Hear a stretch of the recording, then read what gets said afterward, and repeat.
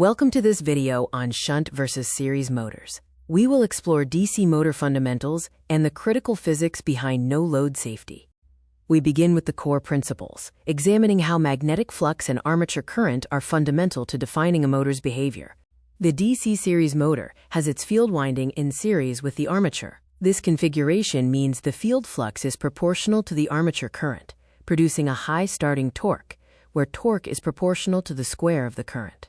The DC shunt motor connects the field winding in parallel with the armature. The field current remains constant, providing nearly constant speed under varying loads, making them ideal for tools like lathes and fans. This comparison highlights the key differences. Series motors have high starting torque and variable speed.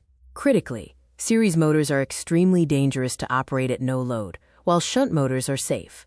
The speed-torque characteristics illustrate this danger. As the torque approaches zero in a series motor, the speed accelerates dramatically, or skyrockets.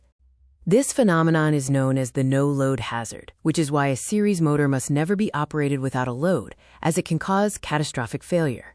The danger stems from the speed-flux inverse law. The motor's speed is inversely proportional to the magnetic flux. When the load current is zero, the flux drops to near zero, causing the speed to tend towards infinity.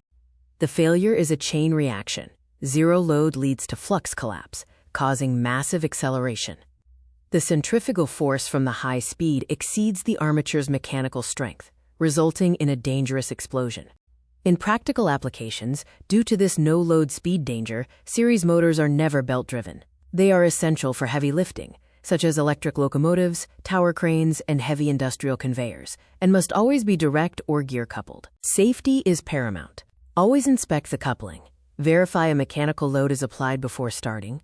Use a proper motor starter for protection, and monitor the RPM for the initial trial run.